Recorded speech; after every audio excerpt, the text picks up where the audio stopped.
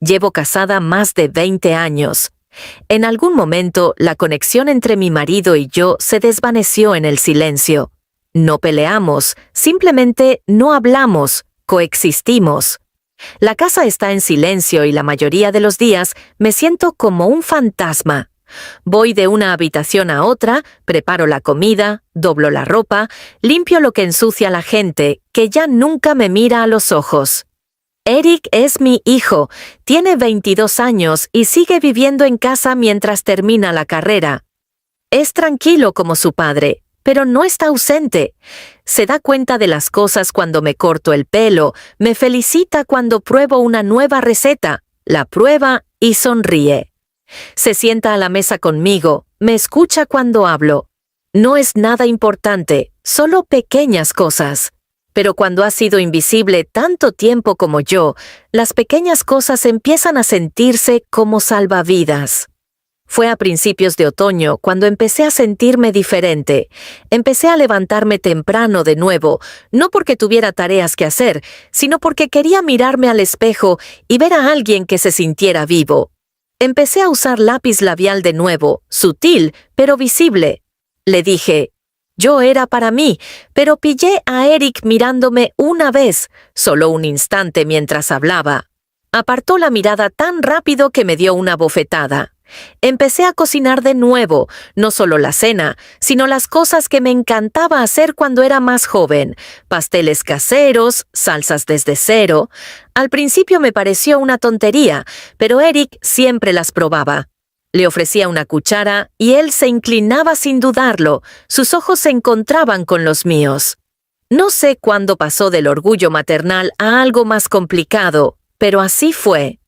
Hubo un momento que lo recuerdo claramente. Estaba ofreciendo un poco de crema que había batido para una tarta. Se la ofrecí y cuando la probó de la cuchara, sus labios rozaron mis dedos. No debería haber significado nada, pero sí. Retiré la mano rápidamente, fingiendo no darme cuenta, y él solo me miró fijamente, no enojado ni confundido, mientras observaba. No hablamos de eso. Me agradeció el postre y salió de la cocina esa noche. Me acosté en la cama pensando en lo sola que me había vuelto, no sexualmente, solo emocionalmente. No había calidez en mi matrimonio, nadie me tocaba. Nadie me veía, y ahora mi propio hijo se había convertido en la única persona en casa que me hacía sentir que aún existía. Sé cómo suena esto, sé cómo me juzgará la gente, pero no miento. No planeé esto, no lo busqué. Solo quería sentirme humana de nuevo. No pensé que llevaría a nada, pero ese momento, ese pequeño sabor, fue el comienzo de todo lo que nunca vi venir. Pasaron algunos días sin nada inusual, pero algo tácito se instaló entre nosotros. Eric no me evitaba, pero tampoco estaba tan relajado. Había una nueva conciencia en cómo nos movíamos el uno con el otro, como si ambos tuviéramos miedo de reconocer lo que había cambiado, pero no hablamos de ello y ese silencio lo hizo más pesado. Era un jueves por la noche cuando sucedió de nuevo. Nada grave, solo otra cosa pequeña que no debería haber significado nada. Estaba en la cocina preparando un postre sencillo con las sobras de fruta y crema. No había planeado que estuviera allí, pero entró, dijo que olía bien y se apoyó en la encimera. Se lo ofrecí. Probé de nuevo casualmente como antes, pero esta vez vi la forma en que dudó. Solo un segundo demasiado largo. Tomó la cuchara. Sus dedos rozaron los míos no por accidente, y mantuvo el contacto visual. Tragó y dijo, «Eso es realmente bueno». Pero su voz era diferente, más baja, con cuidado. No apartó la mirada de inmediato, y sentí algo apretándome el pecho que no tenía nada que ver con el azúcar o la crema.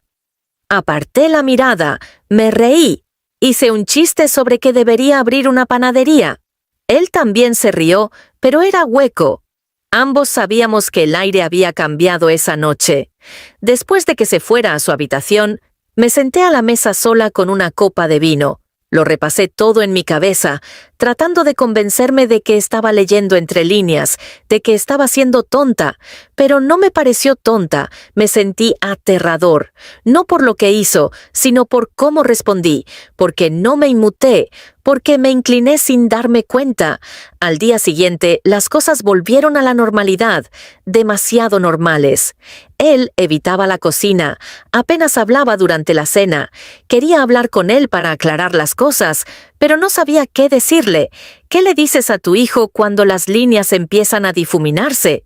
Empecé a tomar duchas más largas, no porque lo necesitara, sino porque el vapor me dejaba llorar sin hacer ruido. Me odié por los pensamientos que se colaban en mí, la curiosidad, la tensión. No me habían tocado en años y ahora el único hombre en la casa que me notaba era el que no debería. La peor parte es que él nunca cruzó una línea, en realidad no. Nunca dijo nada inapropiado, nunca me tocó de ninguna manera obvia, pero las miradas, las pausas, la suavidad en su voz, todo estaba ahí, y yo respondía. Me dije a mí misma que pasaría, que conocería a alguien de su edad y se olvidaría de cómo me mira, que me sacudiría esto como si fuera una pesadilla. Pero ya sabía la verdad. Ya habíamos cruzado el primer límite. No con nuestros cuerpos, sino con nuestras miradas, nuestros silencios y nuestros pensamientos, y la próxima vez que pasara no podría fingir que era inocente. La casa estaba en silencio otra vez. Mi esposo se había ido de la ciudad a un retiro de trabajo, algo que ya ni se molestó en explicar. Eric y yo nos quedamos solos el fin de semana. Me dije a mí misma que era como cualquier otro momento, que las cosas seguían normales, pero no podía detener la conciencia que vivía bajo mi piel, que entró tarde en la cocina, con la camisa húmeda, del gimnasio, y me preguntó qué estaba cocinando. Le dije que no había planeado nada, solo algo simple, que se ofreció a ayudar. Eso no era inusual. Lo inusual era lo cerca que estaba, que no se movía cuando pasaba rozándolo, que sus dedos se posaban en los míos cuando yo. Le di un tazón. Ninguno de los dos dijo nada. No había nada que decir. El aire estaba cargado de cosas que ambos intentábamos no nombrar. Serví una copa de vino para cada uno. No debería haberlo hecho. Sabía lo que hacía, pero no quería admitirlo. Nos sentamos a la mesa uno al lado del otro en lugar de frente. Comimos en silencio, no por tensión, sino porque hablar parecía innecesario. Cada respiración era una conversación, cada mirada era más fuerte que las palabras. Después de cenar, se levantó para limpiar y yo cogí su plato. Nuestras manos se tocaron y ninguno de los dos se apartó. Lo miré de verdad y vi esa vacilación, esa pregunta ardiente en sus ojos. Podría haber retrocedido, debería haberlo hecho, pero no lo hice. Mis dedos se movieron primero, apenas toqué su muñeca, él no se movió. Mi pulgar recorrió su piel y él simplemente se quedó allí, respirando con dificultad. Luego se inclinó y nuestros rostros estaban demasiado cerca. Sus labios se separaron como si quisiera decir algo, pero no salió nada. Y entonces sucedió. Me besó, o tal vez yo lo besé, no sé, no importa. Sucedió. Su mano llegó hasta mi cuello y el mío hasta su pecho. No fue un apretón, no estaba enojado ni desesperado. Fue lento, suave y lleno de miedo. Cuando se apartó, parecía aterrorizado, no avergonzado, solo perdido, como si hubiera despertado en un sueño sin sentido. Dijo mi nombre una vez, apenas un susurro. No dije nada, ¿no? Dio un paso atrás como si intentara crear un espacio que ya no existía. Luego salió de la habitación sin decir una palabra más. Me quedé allí, con el corazón acelerado, las manos temblorosas. Quería llorar, pero no lo hice. No había nadie a quien culpar más que a mí. Lo sabía mejor. Dejé que pasara, lo invité, incluso si no decía las palabras en voz alta. Había cruzado una línea que nunca podría descruzar. No había nadie que lo hiciera. No hay vuelta atrás. Ese beso tenía peso y ahora nada volvería a sentirse normal. No me habló. Al día siguiente apenas me miró cuando pasé por su lado en el pasillo. Mantuvo la cabeza gacha como un extraño. Conocía esa mirada, vergüenza, confusión, tal vez incluso asco, y sin embargo no me arrepentí. Esa es la parte. No he dicho en voz alta que no me sentía mal como se suponía que debía sentirme. Mi esposo regresó el domingo por la noche, ajeno como siempre. Entró por la puerta con sus maletas y su misma sonrisa cansada. Me besó la mejilla como si estuviera tachando una lista. No notó el cambio en el aire. No preguntó por qué Eric no estaba. Nunca volvió a preguntar nada. Me senté a cenar fingiendo que no lo había traicionado. Se sentó frente a mí fingiendo que seguíamos siendo pareja. Intenté actuar con normalidad, pero todo se sentía demasiado silencioso. Cada sonido demasiado brusco, cada movimiento demasiado calculado. Eric no se unió a nosotros. Dijo que no tenía hambre, no insistí, ni siquiera pude mirar a mi esposo a los ojos. Pasaron 3 días antes de que Eric finalmente me hablara. Solo una frase de la que nunca podemos hablar. Asintió, no había nada más que decir. Pero lo que no se dio cuenta fue que el silencio es más fuerte que cualquier confesión. Cada vez que estamos en la misma habitación, está ahí, entre nosotros. Ambos lo sentimos, ambos recordamos. He intentado volver a ser quien era.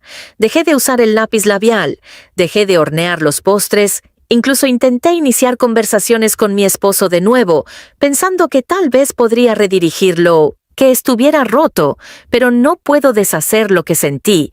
No puedo fingir que probé algo que no había probado en años. Conexión. Intimidad, el dolor de ser vista. No estoy orgullosa de lo que pasó. Conozco las reglas, conozco los títulos que la gente me lanzaría si lo supiera.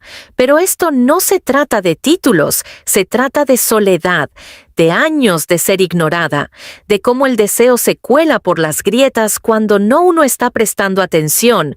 No fui a buscarlo, pero cuando llegó, no corrí. Esa es la verdad. Ahora vivo con este secreto. Lo llevo sola, no porque quiera protegerme, sino porque no sé qué le haría si alguien descubriera que es joven. Tiene toda la vida por delante. Solo soy una mujer tranquila con rutinas que se desvanecen y demasiadas cenas silenciosas. No quiero arruinarlo algunas noches. Repito ese momento, no porque lo extrañe, sino porque me hizo sentir viva solo una vez. Ese sentimiento no vuelve, no espero perdón, no espero comprensión, solo necesitaba decirlo en algún lugar anónimo, en algún lugar. No seré interrumpida porque si me odias o me tienes lástima, nunca sabrás realmente lo que se siente estar tan hambriento de afecto que incluso lo prohibido comienza a sentirse como la salvación.